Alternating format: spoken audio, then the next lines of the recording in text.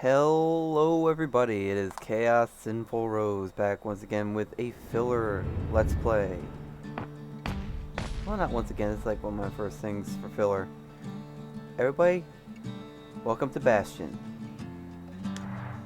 Also, I just woke up today, and I really wanted to do something because I'm like sitting there bored senseless because I'm waiting for my new headset, or getting paid for my new headset, and I just wanted to do something in the meantime.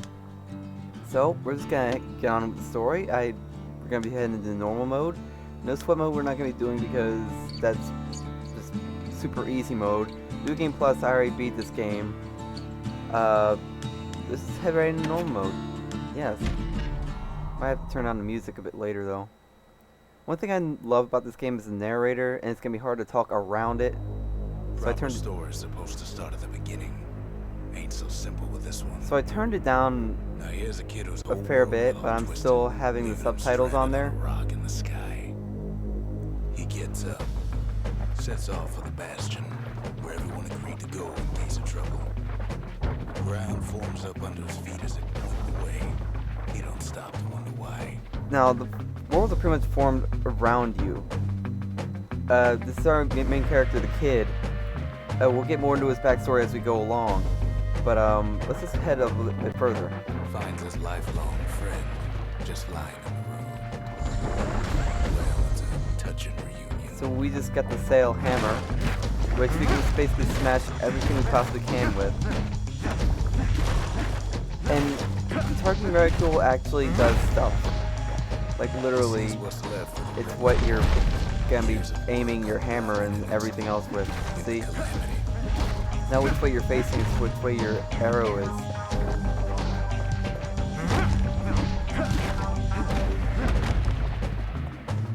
That a survivor? No, ma'am. It's a gas fella, forced out from underground. Pops him good. Fella got a piece of it though. Tiny bit. So let's see, we're gonna head up here. An old repeater falls out of the sky. Ain't a gift from the gods, but it'll have to do. So the Fang Repeater, it's a silly weapon in general. Older still to spin up the chamber. Because you can just like go like spin yourself straight around and do stuff like that. Oh wait, I have to go through here. We beat everything down. The Bastion, Worked up quite a thirst by now, so that fountain looks really like. definitely one of my favorite stories here. Definitely an emotional game for me. So we just filled our health tonics, and then all these people start trying to murder us. There we go. Ooh, fragment. And more squirts. Okay. So we're gonna head into the saloon here.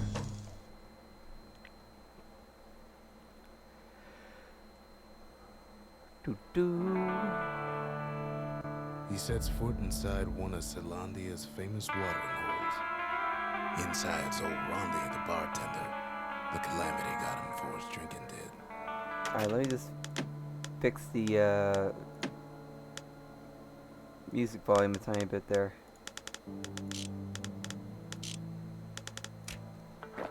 Alright, now we're good. I think. Rondi always wanted his ashes scattered. Well, you don't have to smash Rondi up there to actually have the shield drop. You just need to be going around with it a little bit. No, so now we got a defensive item, the bullhead shield. The justice is getting a handle. Now this basically is like, unless it locks on, which is a shift anyway, it's basically whichever direction you're moving, it'll stay in. But it will reflect a lot of things. Special delivery. Yes. So, another thing, spacebar is really useful in general because not only is it for dodging, it's like one of your quickest ways of moving, and you can spam the hell out of it. And it actually does some damage. More squirts start coming out of the It's funny with lock on the Fang Repeater because you just go all over the place. Okay, yeah, these guys aren't liking me very much right now. Wow, I just got roughed up.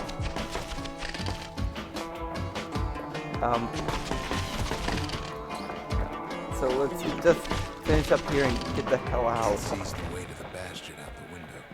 It's a bit of a drop. Ooh. He gets a good look at things on his way down. He lands on top of a breaker's bow, and it ain't broke. We're dead. We can't pick it up. I'm kidding. Let's just get up and actually grab it. The breaker's bow. See, there's a lot of weapons you could actually get in this game. Like the sail hammer and the fang repeater are just two of the first that you're going to be getting. It's just, it's not my favorite combination, honestly. Breaker's bow is actually a really good combination for me, or a good weapon for me. So let's see, we're gonna head this way first. No, wait, we're gonna head down this way first to collect an item. The kid pockets a memento from the breaker.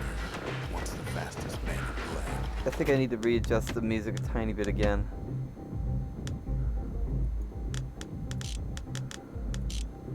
Forgot how loud the music gets in this game sometimes.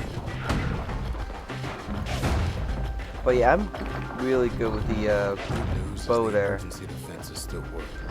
Bad news is they aim at the Like back when I played this game, I used to be like really good at aiming power shots. Like my timing was impeccable.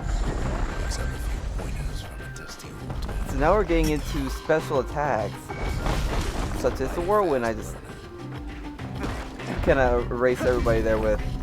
Special attacks are good. Are powered by black tonics. And yes, basically, the game has basically a drinking-based power-up system. Go figure with that. So let's just head back on. Alright. The distillery and the arsenal are our next things. And as I was saying, drink-based power-up system. So we're gonna head to the distillery right now. The spirits in that distillery, and the kid'll feel like a new man. So as we level up, we're gonna unlock new slots. Meanwhile, we only have the first slot unlocked here. So we're going to click on that, and we have the choice of Squirt Cider, which will increase our max health by 10, Dread Rum, which will give us 10% critical chance, but only when we're at full health, or Fetching Fizz, which will help us absorb stray fragments. Dread Rum is, like, I'm usually between Fetching Fizz and Dread Rum, but Dread Rum's probably like one I want to take with me at this point, because I like being damaging as I can be. So now we're gonna head into the arsenal. We have the sail hammer, breaker's bow. You can change weapons to any combination you feel like, and your special attack, because you can only use one at a time because you use one key. We already have several. Bolt burst for the fang repeater, whirlwind for the sail hammer, and the dancing shot for the breaker's bow. I kind of like the dancing shot. There's more that we're going to be getting later, but not at this time.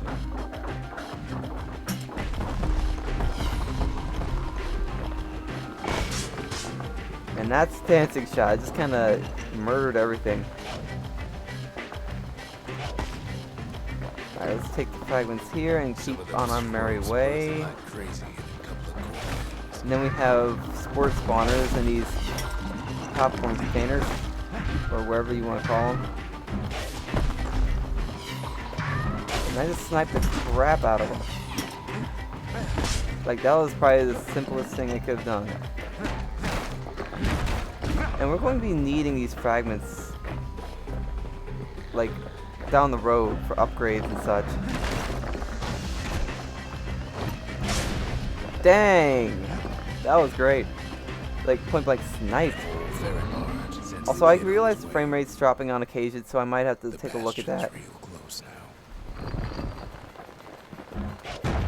So I'm probably going to get to where I'm going, and then I'm probably going to call in an episode.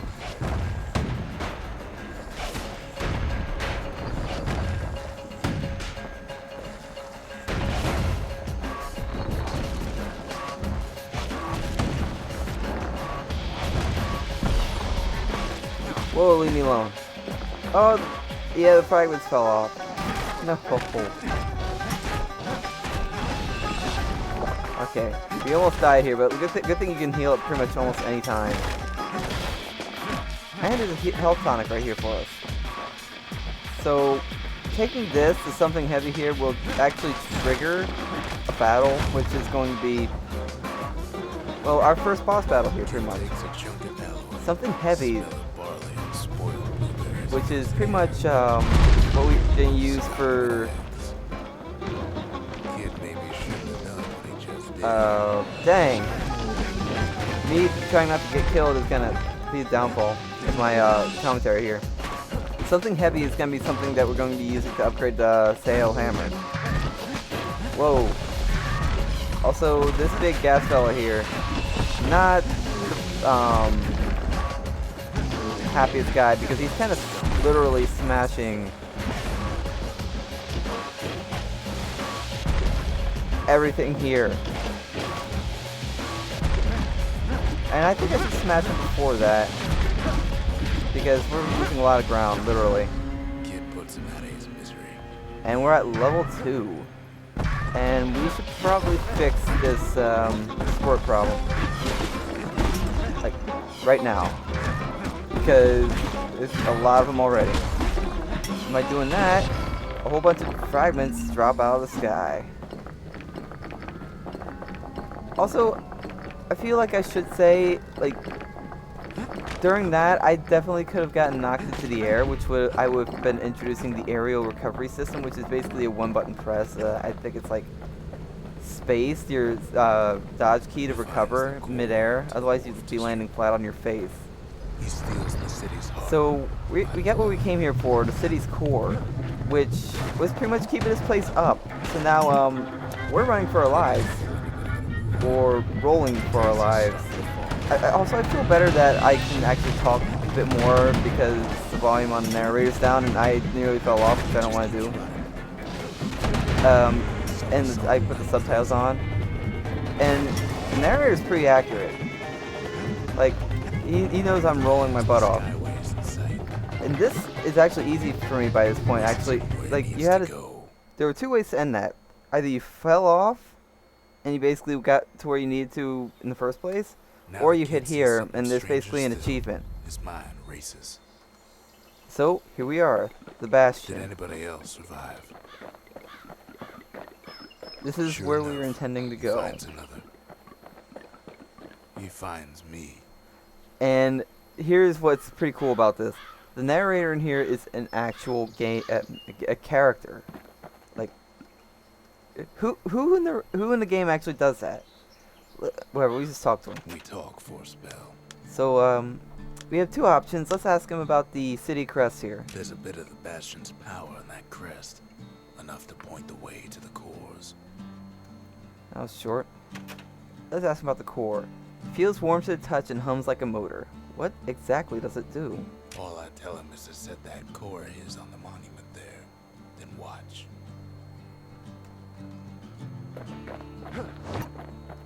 Alright, if you say so.